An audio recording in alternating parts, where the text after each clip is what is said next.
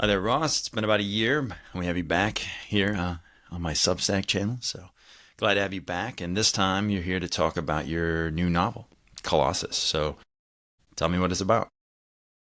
So, Colossus is about a pastor in a small Michigan town, a rural town, and he is the major domo, the power broker of his town. He's the biggest church. He's also a successful real estate mogul, a local mogul. He owns a trailer park and various properties, and he's very well off. He's about 40 years old. He's got, on the surface, a perfect or near perfect life, an attractive wife and three children.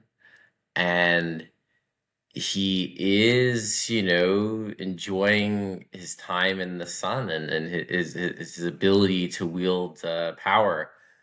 He's also a philanderer. He has at least one mistress at the start of the book, and then he ends up and he has another woman, and the implication is that there's other ones as well. So his morality is questionable, and he also harbors a secret, which I don't want to spoil too much of, but it relates to his past and where he comes from, which is not that town um, in the Midwest. And he's not who he says he is. And someone from his past arrives to remind him of who he is. And then he must reckon with the fallout of that and the potential collapse of this life he has meticulously constructed. So that's kind of the broad strokes of it. Yep, yep. Before we jump into more of the themes of the book, I was curious if the novel's title was related to the Emma Lazarus poem, The New Colossus, or So what the it, origin of the title was. it was not related to the poem necessarily, though I was certainly very aware of the poem. There's also a Sylvia Plath. Hmm, I'm trying to hmm. remember. It's a book of poems, I think. Yes, Book, yeah, I do believe that's but correct. it's funny. I think it's a word, that's always, I think of words in terms of their resonance and how they sound and how they look and how they feel. And it was a word that always stuck out to me. Mm, And I remember thinking about what to call this book. And you've working titles, and the main character is named Teddy Star. So I think hmm, for a while I was just working off calling it Teddy Star, and I don't think I wanted to do that. hmm, hmm. And I wanted a word that could sum it up in some way, or the aspirations of Teddy in particular. Teddy, he wants to be, a Colossus, at least a local a local Colossus, and certainly to him, dominating this town is is a great thing. And he has other ambitions too. As the novel progresses, he starts to Mhm, think about, mhm. well, what else can I do? It's very all American, hunger and longing for greatness with a dark undercurrent. So the title, it sort of carried that for me. I'm also just fond of one word titles. I'm a big DeLillo Mhm, fan, so mhm. Libra, Yeah. Underworld, um, or even his Americana, and then Mhm, even mhm, the other titles tend to be short. The names, mhm, Mao Mao Tzu, um, and so on. So those kinds of titles really always jumped out to me from when I was young, just picking up a book and thinking it through. Whereas I tend to be put off by longer titles. mhm, mhm. Uh, the Jonathan Safran Foer book title types. Right, right. I there's something twee about it I don't really Mhm, like.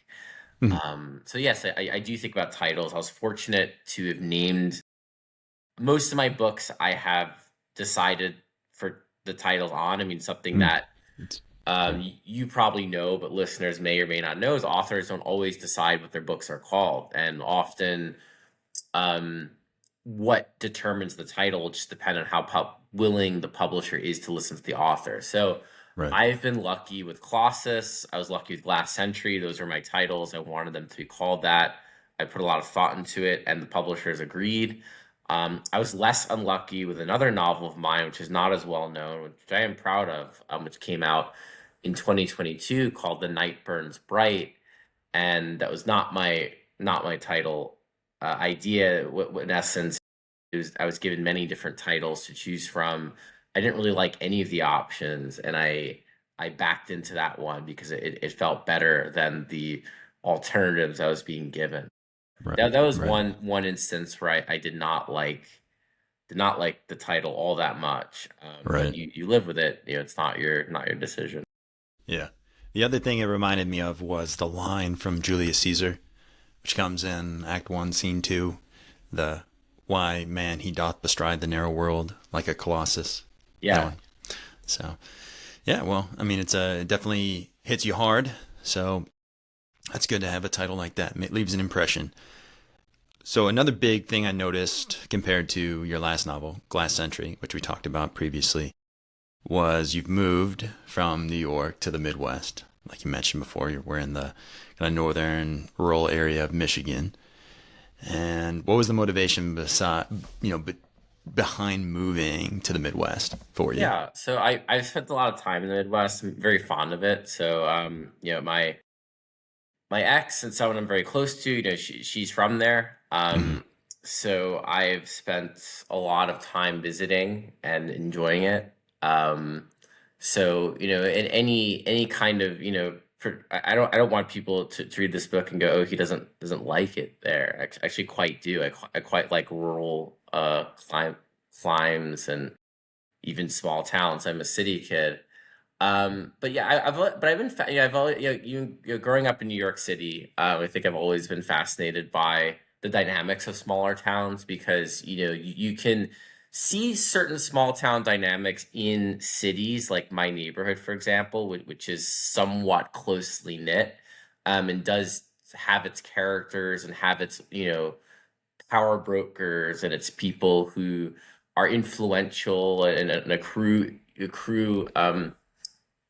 you know, clout through their ties to the political system or the church. So Mm-hmm. I see that. I saw that growing up in my outer borough neighborhood. But a rural town is different. It's a very different dynamic, and there's a long, rich history of literature about the American small town. I Mm-hmm. think of Mm-hmm. Winesburg, Ohio. I think of Sinclair Lewis and his portrayals of town life, often skewering it. Elizabeth Strout, in the modern age, and so on. Fulton. Um, so I've written a city novel. Last Mm-hmm. Century is very much a city novel. Mm-hmm. Um, the novel I mentioned before, The Night Burns Bright, which most people on Substack aren't as familiar with, though it had its own readership, but not one that is sort of in the mix as much these days. It was published a few years ago now. That's actually set in an upstate New York in a rural setting as well. Mm-hmm.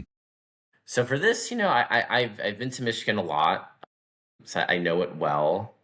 I think when you go places, as a writer, you observe, you get ideas. I've sat in church. I've seen multiple pastors in action. So this is not one pastor. But I was very interested in the role of the pastor. So I'm Jewish, not Christian. But I find the whole dynamic fascinating.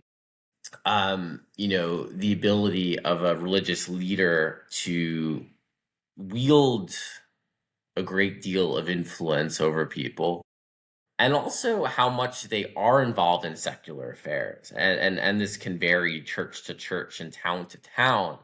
But I have observed dynamics that are not so different than Teddy Stars, and that the pastor is also uh, meddling in real estate or owns property or has another business, and the business is trickling into the church. And there's the question of, at times, is the pulpit being used to promote the business interests? And this doesn't always happen. And certainly, my novel is a work of fiction. I'm imagining much of it, but all of this was swirling through me. And then the other part that was very influential was beginning to read Richard Ford's novels, especially The Sports Writer Yeah, and it's the epigraph Independence for your Day. novel. And they're wonderful. And though that's about suburban New Jersey, it gets at some of those same town dynamics. It's not these are not city novels at all. And in the second, in both the first and the second book, the protagonist, Frank Bascombe, he is a sports writer, or former sports writer, one-time aspiring novelist who turns to real estate, and these are great real estate novels. And so, though I myself am not in the real estate industry and do have a bit of skepticism about the real estate industry, to say the least, I'm also very drawn to the mechanics of it and the people in it.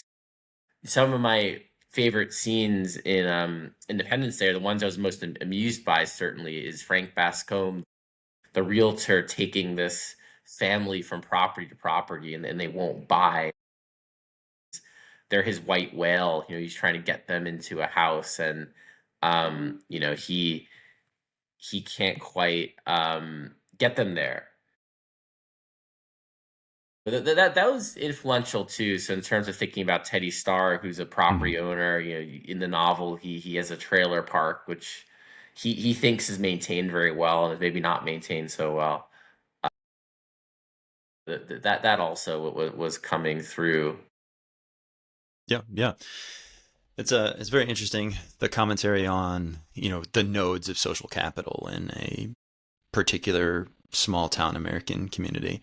It seems like that's a dynamic that's very much in flux today, because there's been a move away from, or a secularization, a move away from the churches. So it's curious, like in some places, like who are the power brokers of particular communities, and what's, to what extent do the different nodes of power in a particular community overlap and interact today, and it seems very much in flux. So one of the things that I also, in my first pass review, and I just have up on Goodreads right now after I finished your book, was that it felt like a little bit of a commentary on Fitzgerald's Aside, which was like in his unfinished last novel, which was There Are No Second Acts in American Lives. I wonder to what extent you were riffing on this idea, whether consciously or unconsciously or ironically or sincerely, just about American reinvention, or lack thereof, because it Yeah, seems to be it's one something of new those. going on. It's a good question. I'm a big Fitzgerald fan. That being said, it's one of those quotes that never quite resonated with me, because Hmm. there are, in Hmm. fact, second acts. There are third Right. acts. I mean, Donald Trump's on. I don't even know which Right. act Donald Trump is on right now. Yeah. America's all about reinvention. Hmm. Yeah, Hmm. so yes, very much so. I mean, there's something very Fitzgeraldian about Teddy Starr. Just as Gatsby, grasping towards his green light, turns to life of crime. Teddy Starr himself is chasing that green light. That the great American promise of money and power, not necessarily more impure, since Gatsby is erecting this empire to get him his daisy. Teddy Starr, more venal. He's building an empire because he wants to build an empire, and if the women and the women can follow. And he's very fond of women sexually, Hmm. but Hmm. he's not one that's necessarily building deep long-term connections with them. Maybe the exception of, I would say, I thought of him, and there's a character, Gertrude, his mistress, who seems to understand him, and he seems to understand her, at Hmm. least more so than with his wife. Hmm. But yeah, Teddy definitely has the Gatsby in him. Hmm. if maybe darker in some ways. But also, yeah, it's funny. The second acts in American life. I always thought about that quote, and Fitzgerald is brilliant, but it was always funny how canonical it became because it just simply is not true. In fact, America is a country of second acts. It's a country of third acts. It's a country where you can be a criminal, or you can be a failure. You can have embarrassed yourself. You could have hurt people, and you can find a way forward if you are lucky enough, clever enough, manipulative enough, um, or earnest enough too, or hardworking enough. There are many ways back. It's not. I'm not trying to criticize reinventions. There are good ways to reinvent. But I wish Fitzgerald had no way of knowing Donald Trump, having died before Donald Trump was born.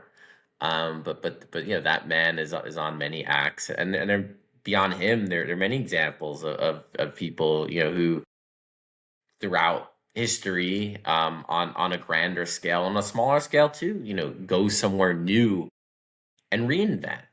Some ways it's getting harder to do it, I think, with the rise of the internet, the rise of surveillance. Hmm. Hmm.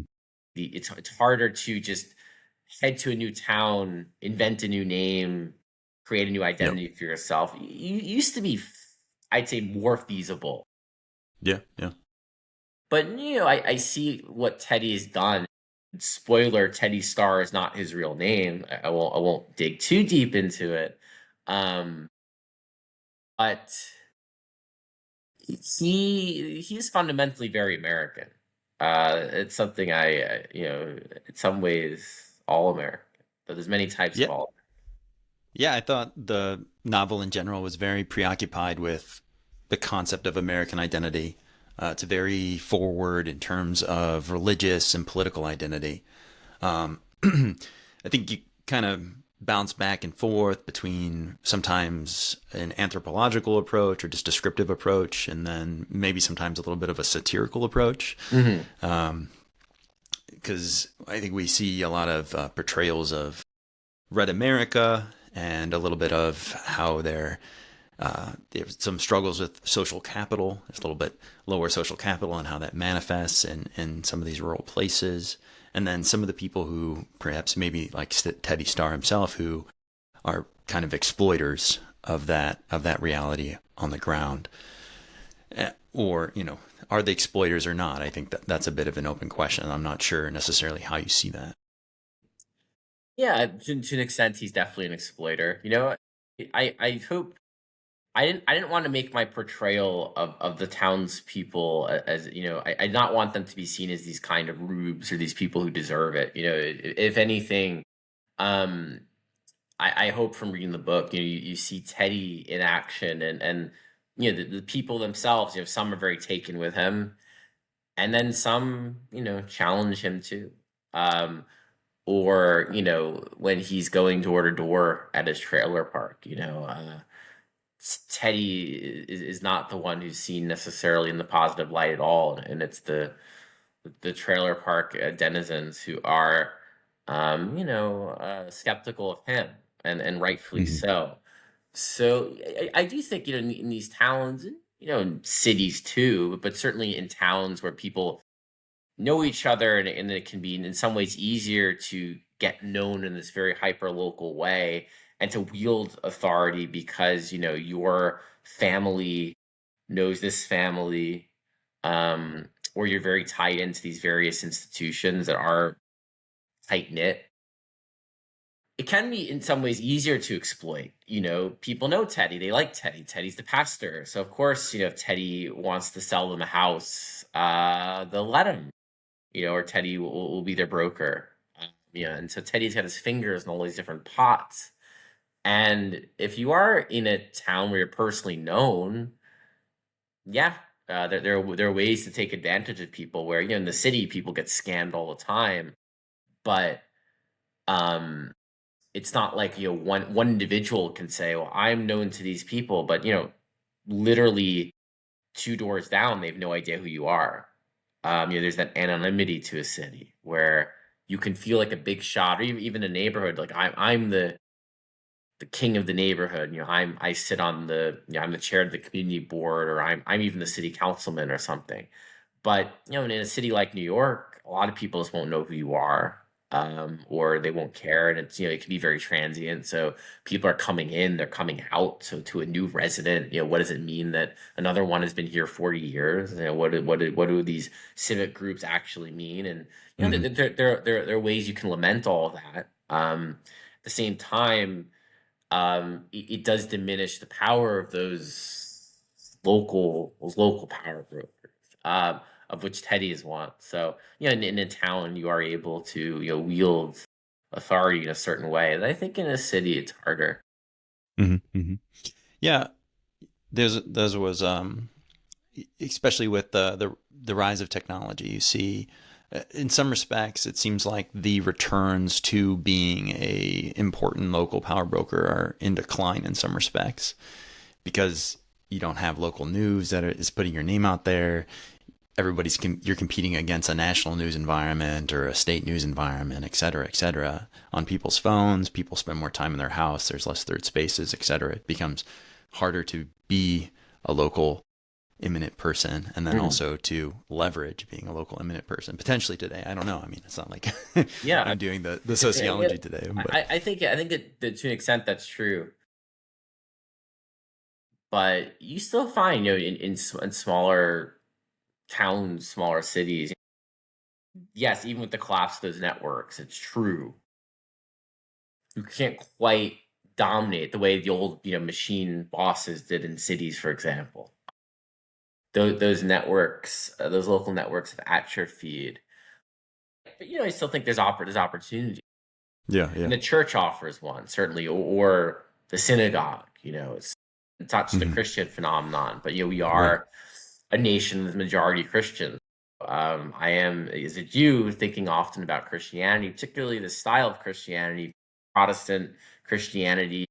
Though I don't use the term evangelical, there are elements of evangelical, the evangelical way in Teddy's church. I don't Hmm. specify that, but I would Hmm. say if you're going to chart him and his church on a theological map, I would say it's more toward evangelical Protestantism, Hmm. certainly not Hmm. Catholic.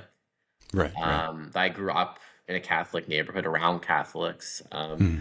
I became more interested in this kind of rural Protestantism, which is a big part of the United States. You can find Catholics in rural areas too, for sure. But Yeah. traditionally is more of an urban phenomenon, and then these various farm towns and smaller places became Protestant strongholds, and so there's definitely a Protestantism, and actually trying to remember in my memory. I actually have not reread the book Hmm. in a little bit. I was trying to remember if Teddy evinces anti-Catholic sentiment or not, maybe in passing. But you get in these places, if you can find your anti-Semitism. But if anything, I'd say they probably think more about Catholics. Or sometimes even Mormons, anti-Mormon, anti-Catholic versus anti-Jew. Hmm. Hmm. Yes, yeah. Growing up in Cleveland in the Midwest, it's a strong Catholic area. Hmm. Catholic schools are very strong. Catholic dioceses are strong social organizer. Um, there is, of course, Protestantism around in different churches, and I think the people who do make a habit of regular attendance do tend more to have adopted evangelical styles more so than the old mainline style. I think Hmm. that's something that like Ross Douthat had written about how a lot of the decline in religious attendance among Christians occurs in the mainline denominations more so than denominations that adopt more evangelical or just are full on evangelical. And it's interesting. Obviously, this is stronger in different regions than others. I don't know the specifics of the Midwest. The other thing that the novel reminds me of sociologically are things like we were touching on this, like the changes in social capital in these rural places. Is books like Robert Putnam's Bowling Alone, Charles Murray's Coming Apart, and The Big Sort, which is by Bill Bishop. And so some of the things that those books raise is how a lot of the former power brokers of local communities, small time communities, they've just entirely exited them. There's been a brain drain from those sorts of places. So you wonder to what extent, like, what does it take for, or what would it look like to, for the American elite or the just even a petite elite to return to those communities? What would that do? How would that look today? How would they be received? Because now they're kind of just left without a lot of the leaders that they would have otherwise had, because there's greater concentration, greater sorting, things like that have occurred. Yeah, I think the retreat from civic institutions played a huge role. Lower church attendance decreases the power of the priest or the pastor. You've definitely seen a decay of a lot of the ways that people were brought together. So it's true in that there are probably fewer Teddy stars than there once were. Um, Something I can say is that they do to an extent still exist. Um, and there are ways through business and through commerce someone can still accrue wealth and influence and power. Even on a small scale, and sort of the durable business seems to be real estate. So much is been obliterated by machines, by the internet, perhaps now by AI. But if you're a wheeler or dealer of land, if you're a landlord, if you're a property developer, if you're a realtor, um if you are someone who is savvy in these matters, you can still make a nice chunk of change and still command quite a bit of influence. It's in some ways the owning of property, is the great American religion, and the ability to own more property, to be an investor, to be someone who can dominate a business like this, even on a small scale, um, is you know still it's still one way to get ahead. How does one get ahead in 2020's America? There's you can scheme. You do your crypto schemes. You go certainly go into the tech world if you're fortunate to Bay be Area made a bundle VC. in AI. Hmm. New York You can start finance. a small business. There's all kinds of things you can do. Real estate, it's sort of eternal. It's sort of the beating heart of everything. Hmm. Hmm. And you saw with the pandemic, prices going up so much. That was on my Yeah. mind too. Yeah. Yeah. There are ways one could have really made a killing for a few years. So Teddy's kind of in 22. that environment. He alludes to price increases in the book. Hmm. Hmm. Um, so I think it's true. These things have all declined and decayed. But there are ways for the local influential person to have money and power and to use it. Hmm. Yeah. The stereotype you see a lot of the time is like the local car dealership owner, right? Hmm. That's one thing that didn't necessarily appear in the book, but I think that's like Yes. a mold that would be very much in line with that. It reminds me of the television show Friday Night Lights, the Mm. character Buddy Garrity, Yes, I right? remember, buddy. Yes, yes. So Buddy Garrity is kind of that figure, and it's also a lot of the times connected to local sports. That's not something that I believe was a major thing in the novel. I don't recall that at Yeah, all. But Teddy's not that keen on yeah, sports. A little bit. His yeah. son plays, but yes, I mean the car dealership owner is in that same in that same that vein, role. and Yeah. and it's a very durable business, one that's very, Hmm. very American. Yeah. Yeah. Um, so yeah, these things continue, they persist, and the people there at the top can still be very important. Mm-hmm. Yes. Yeah. And so another thing that was on my mind is there's a lot of talk about how we're becoming less of a textual culture and more of an oral culture. I think this figured a little bit into the novel where, a lot of Teddy being an important local figure, an important local power broker is premised on his charisma. And so it was, of course, reminiscent, we've already brought him up, of Donald Trump, or perhaps, more recently with Zoran Mandami. And so I wondered to what extent you're thinking about the shift away from a textual based culture where we're celebrating things like multi-hour long Lincoln Douglas debates to now being on, 30-second, 60-second vertical videos, and what that means. I think I sensed to some degree some ambivalence about that. I don't think it necessarily is a full Neil Postman amusing ourselves to death type of critique, but I just wondered, what were your thoughts on that about, the colonization of intellectual and public discourse by modes of entertainment? Well, I'm a big fan of using ourselves to death. I think Postman got a lot right, and I'll say, since as he says, since the rise of television, you've seen certainly in the political arena a movement to charisma politics, a movement to image politics. I am not completely negative in that I do think substance still matters. I do think a message still matters, what you're trying to say. And as we move into this kind of post-textual culture, we still engage with text quite a bit, whether it's literally with texts or emails, or um, in the realm of places like Substack, where writing has persisted and even found popularity, and the fact that even books today still sell. Um, and publishing as an industry is not nearly as endangered as other industries that have been beset by technological change. So it's a really interesting time, but undoubtedly, yes. I mean, Trump is on my mind. Teddy himself is a Trump supporter. By novel's end, and I won't say too much, Teddy is looking to a possible reinvention, a new career.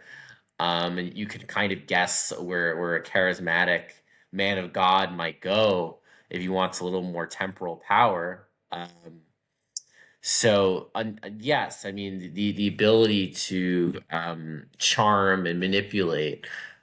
In some ways, it's not new to this time. I think you can see it in politics um, throughout the 20th century. I mean, 19th century, there are many demagogues as well, but it's true. I mean, the mode of communication has become image. It's become video. Whether it's internet, whether it's television, and that's often the first way you come up against someone. And Donald Trump is the apotheosis of it. He is the merger of entertainment and politics in the most direct way imaginable, and in amusing ourselves to death.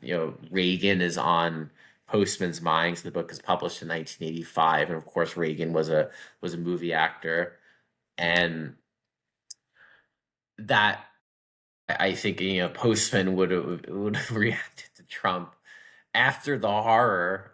He would have said, "Well, of course, America produced this, of course." Right. Right. Um, Now you see, yeah, that now there are many dynamics to that. Zoran Mamdani, yes, also a candidate of image and charisma as well, and with a message that resonated with people. And the way Trump's message did too. It wasn't merely Trump was a reality TV star. I mean, he's not the first person of television to try to seek political office. It's also kind of what he embodied and what he was talking about. Um, but certainly the Trump's ability to come back and to reinvent was on my mind. And you see that with Teddy Starr. You see it in his ability to outrun his past, um, coming to Michigan, and also by the end of the novel, there's another possible reinvention, which seems like all is lost for him. He's grasping for a way forward. Then his wife is there to remind him that you might succeed, but I know who you are. Just as some ways Donald Trump can't outrun himself, no matter how much success he has. Uh, there's something you can tell he's not fully content, and he knows deep down he can't have all that he wants. And Teddy Starr, in the same way, he wants so much, and he knows there's a part of him that knows he cannot have it all. Yeah, yeah, yeah. The striving and the reinvention. It also made me think about the capacity for belief or American credibility. I to wonder to what extent you're critical of that, or whether you think of that as a good thing. Americans, they seem they're eager to be fooled, or they're eager to believe, and that is what, especially if it's someone that's familiar, someone that they feel connected to in some way, shape, or form. Especially not necessarily because they agree per se ideologically, but because of some like aesthetic or symbolic connection. Sometimes it seems like one pushback I would say is it seems like our politics is increasingly about aesthetics and symbols and these, everyone will call it the culture war, but instead of what's the marginal tax rate, or what's this regulatory change that we need to make, that's never really going to dominate discourse. It's always about this Francis Fukuyama calls it thumos, this my desire to be recognized for X quality and so on. And I wonder to what extent this always rolls into this willingness to believe. And so there's like this pivotal scene in the novel where Teddy's facing a crisis, and he is able to climb himself out of this crisis, but it only works because of the power of belief to some extent, right? And Yes, and certainly I'm thinking a lot about belief. On one hand, we need belief. I'm not anti-belief. I think you have to believe in things. You have to believe in you have to have values. You have to have hope. You have to have ambition too. Ambition is not evil, and can corrupt, but ambition can also be very good to have. At the same time, it can be exploited, and Teddy is an exploiter of it. Certainly by the end of the novel, but you also get to know him and understand him more. And he's not simply someone to be scorned. There's something deeply human about him. Um, but yes, it's so much a part of the American mythos belief. I mean, it's in some ways the most fundamental thing. And Burke Nation founded on belief. Certainly some would say belief in God, though many of the founding fathers were secular deists, or what would today be an atheist or de facto atheist. Some were religious as well. They were a confused bunch. But there was a belief in this country, a belief that we're going to make something new on this land, which we are gonna take from the Native Americans. But yeah, I can only be so cynical about all these things because it is remarkable to believe, and I think it does characterize much of who we are and what we do. But there's the dark side of belief. yeah. But yes, so I think the belief that there's a dark undercurrent of it. There's the ability of others to take advantage of it. At the same time, I would say we need it too. I would not argue for a world beyond belief, a world without one. I think that would be a very dark world in its own way. Totally, totally. Another character I thought of when reading the novel was Don Draper. I wondered to what extent, the transition from Richard Whitman to Donald Draper was kind of a transformation that was, had some parallels to your protagonist Teddy Starr. I wonder to what extent something like that was on your mind. It's just kind Oh, of sure. tracking back to the idea of reinvention. Another figure too that I was thinking of was, which is from real life, but also was adapted to a film, was Frank Abagnale, uh, where Leo plays in the was it Catch Me If You Can Yes, movie. Yes, so it's another. I mean, definitely, yeah. definitely Draper for sure, consciously or unconsciously. Because I'm a big fan of Mad Men, and Mhm. I'd watched all of Mad Men, several years prior to writing this book. And I have, thought about the show quite a bit. Um, and certainly about someone like Draper in much the same way. If you think of Draper's life on the surface, it is a quintessential American life, what some would say the perfect life, the house, the family, the attractive wife, the young children. It's all lined up for him, making good money. But of course, he's not who he says he is, and this undercurrent there, and it tugs at him. In the same way with Teddy, Teddy and Don Draper each trying to outrun their pasts, and they can't. Uh, Past catches up. Mhm. That was the Faulkner line. The past is not even past. I never quote it quite correctly, but Mhm. the Mhm. past is all around us. So for someone like Teddy Starr, an invented name, Don Draper, of course, an invented name. Mhm. They want to be a certain way. They want to be perceived a certain way. For them, perception equals reality. Mhm. Um, but as comfortable as they may seem with it, we know they're not. And we know with Teddy too, there's a discomfort beneath the surface.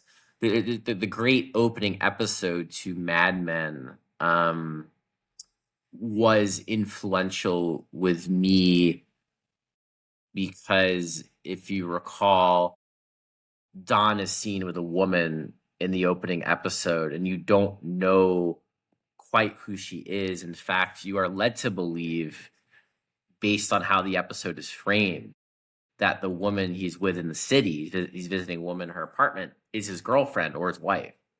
Mhm. If not his wife, because I don't know if you don't see the ring.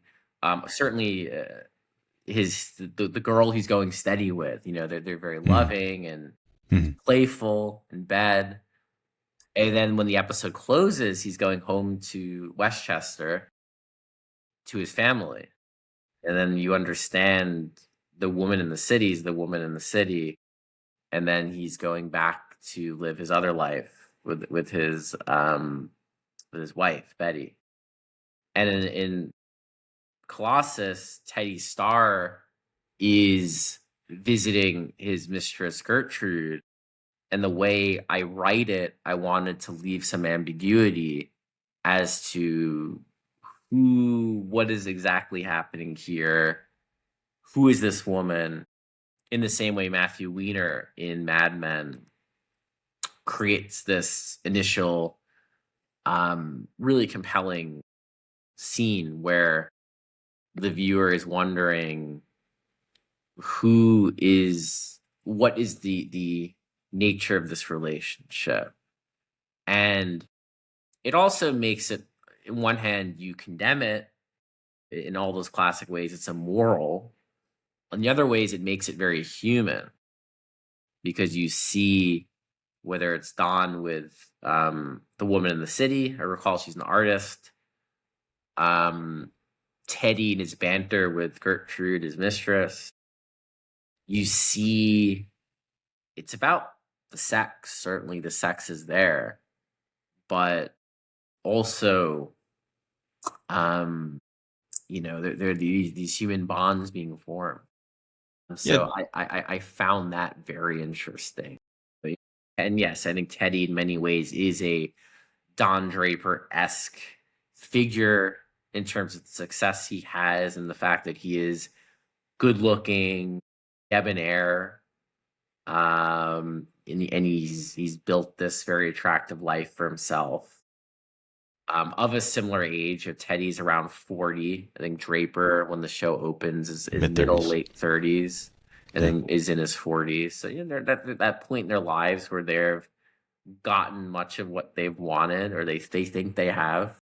They think they've outrun the past, right? If you think about Draper in Mad Men, by the time the show opens, Dick Whitman is more than a decade gone. Probably at that point, 15 years at least, maybe more. Teddy Starr, won't say his old name. I don't want to give away too much yet. Maybe we do more of these and more people have read the book. But for now, I'll keep that in the shadows. Teddy Starr thinks he's outrun his old name, his old past, because he too, has been out of that for about 20 years or more. But no, you're not safe. Um, and it's difficult just to be another person. You can try, but it's not simple. Yeah, yeah. And I think we can say something similar about America potentially. I'm not sure if you're familiar with the book Albion Seed by David Hackett Fisher, Not but it no. yeah, so it's a it's a cultural history of America, and the Oh thesis wow. is that there are four founding or settling cultures of America that Hmm. come from Albion, which is the old name for Britain. So from Britain, that's Albion Seed, and those Yeah. four founding cultures are the Puritans, the Quakers, the Cavaliers, which is like the Southern gentry Hmm. in the Virginia Tidewater area, and then the Scotch Irish, which is a bit of a misnomer Yes. because of people from the border of Scotland and England who then go over to Ulster and then over to America. And obviously that's like the J.D. Vance cultural heritage that J.D. Vance lays claim to. And so those are the four founding cultures of America, and he traces all the different say, customs or cultural ways that they have throughout the book. And it's incredibly detailed. You go over even into linguistics. So he'll point out how the Puritan speechways are things that now we're familiar with the characteristic or stereotypical Boston accent. How they're Yes. dropping R's in the middle of words, Harvard, things like that, right? And so all that's in there. And so when you read this book, it seems like a skeleton key to understanding like the different regional patterns and even the national politics of America.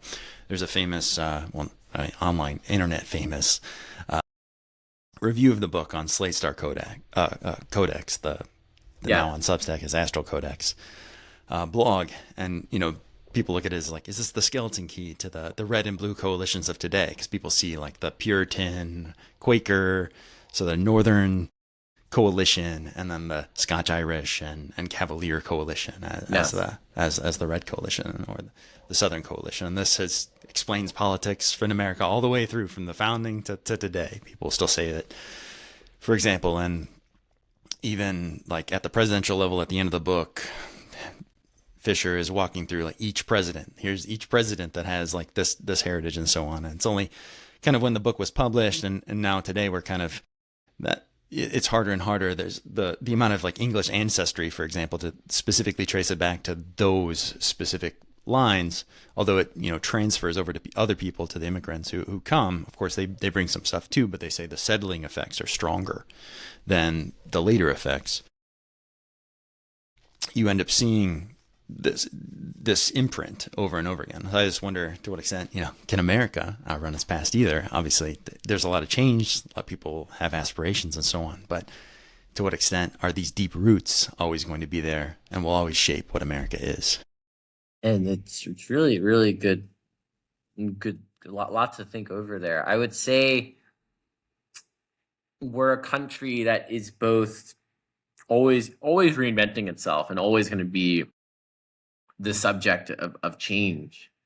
At the same time, we are a country too of our past. We are burdened by certainly in the sins at the foundation: slavery, genocide, um, war, right? Mm-hmm. Our heritage. Yeah. America's interesting. I think there's parts of us that want to push past all of it and to say we are new, we are different. We are not the British who are weighted by thousands of years of history. We can make our own institutions. We can make our own traditions. Um, it's funny because in some ways we are in a post WASP world, though it hasn't been remarked upon all that much. Not as much as one would think. That if you look at the history of America, the WASP, white Anglo-Saxon Protestant, a Hmm. certain type of WASP, the blue Right. blood WASP, wielded power in this country uninterrupted, from the end of the revolution into the 20th century, where if you went to the top of any institution, whether it's a college, a bank, a political party, you'd find WASP. Or, maybe on the local level, the Catholics had power, but a Catholic could not be president until Kennedy. And slowly but surely, that WASP influence has completely disappeared to the point where, as much as Donald Trump on a technicality is a WASP, in no way does he embody WASP culture. George Bush, both Bushes did. I mean, W tried to outrun it, being the Texan, the plain spoken man, the blue collar man. But of course, his father was a WASP, Yes. and he went to Yale, Yep. and so he carried that with him. But if you look at the Democratic Party today and the Republican Party today, neither is led by WASPs any longer in the way we would understand them. Hmm. Yeah. JD's a convert to Catholicism. Gee, you're right. Says no Imagine, longer a imagine wasp. telling Yeah. someone, right, 80 years ago, the vice president of the United States would be a Catholic convert from, this sort of ambiguous Protestantism. It all seemed very unlikely and strange. And is married to an Indian woman, Yep. right? Yep. So we are a nation that is changing and in flux, and that is good. I mean, I like that we are a nation that changes, but it's true. At the same time, our past defines us. Our treatment of African Americans, of Native Americans, of other out groups too. Whether there's the Irish fighting for recognition, the Jews, the Italians. So it's a little of everything. But we are outrunning our past. We are still haunted by our past too. You see it now, certainly on the right, the talk of heritage Americans. This is like a new phenomenon or it's not new, I should say. It's very old in that it harkens back to the nativists of the 19th century, the Know Nothing Party, and the anti-Catholic sentiment in America. Those who said America is for the founders, those WASPs, and not for the newcomers.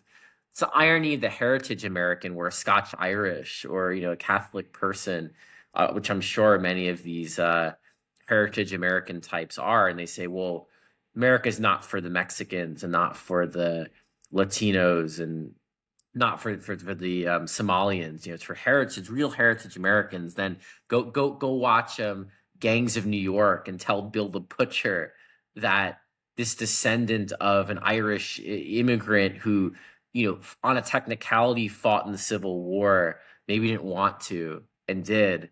Imagine telling Bill the Butcher that these are the heritage Americans now. Those types would be rolling in their graves. That was not a heritage American. Being in America since the 1850s doesn't make you a heritage American in their eyes, or even probably at that point, the 1820s or 1810s. They when they talked heritage American, for them, it was a Protestant who's there at the founding. And yeah, there are those people today. You have Mayflower people. They're out there, not many, but they're out there. But you've got this kind of new class of, quite frankly, nativist and racist, who, is making this, popularizing this new term, not aware of the irony. And maybe this is very American too, where we'll repeat our past without knowing it. And I see that in a lot of the anti-immigrant sentiment today. And it's why I'm not anti-immigrant simply because I am the product of immigrants, as I'm sure you are too. My people came in the late 19th century, from Russia and Eastern Europe, in these great migration waves where the borders were completely open. And so I could never be anti-immigrant because I think it would be completely hypocritical. But the way people talk about immigrants today, you study history, it's just a cycle. You can see the same exact rhetoric in the 1840s, the 1890s, the 1920s when the border was shut almost completely. This idea that there were too many Italians, too many Irish, too many Jews. They were not real Americans. They were not white Americans. They were suspect, bringing suspect ideas. So yeah, in terms of the United States, we do tend to repeat our past. And then someone like Teddy Starr, he's a wasp on the surface, but I won't spoil it too much to say he's not really a wasp. He's not a true wasp. He's got an origin story that's completely different than the one that though he himself doesn't talk in the terms of heritage American. He's certainly not a heritage American. Hmm. Yeah, I mean, it reminds me like a lot of the people who do lay claim to it, that sort of label.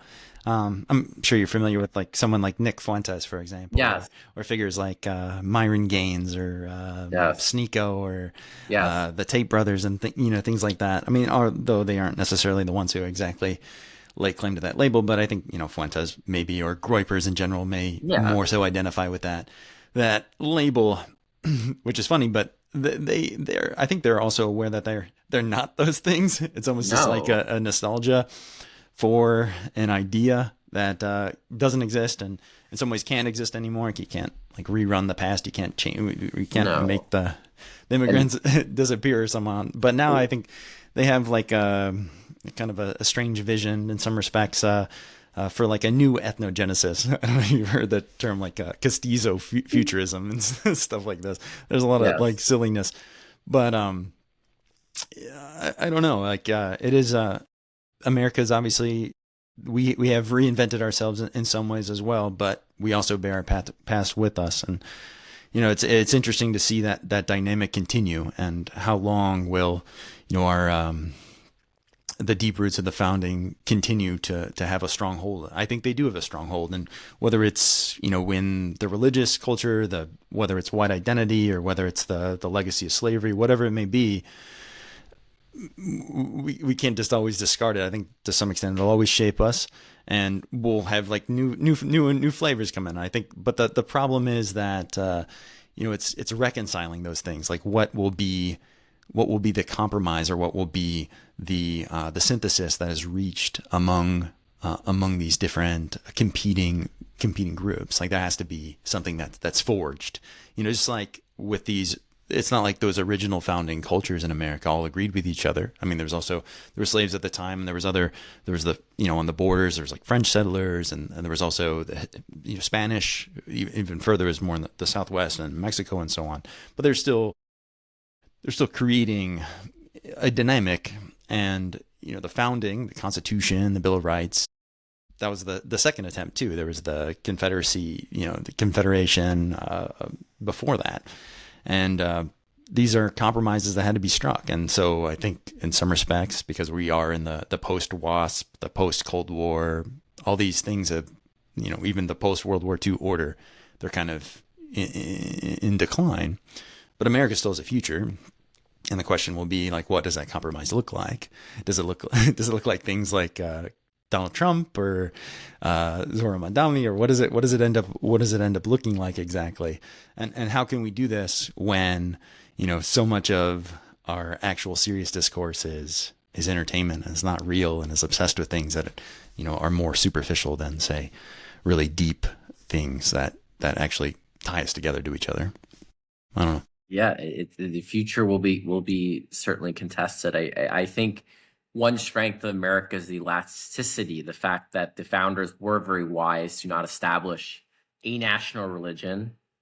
They created this country to be a pluralistic country. I think there were mistakes the founders made, but that was the stroke of genius, along with the First Amendment. And so, yeah, I mean, we're a country that's going to keep changing. That's what strong countries do. It's what dynamic countries do. Weak countries don't change.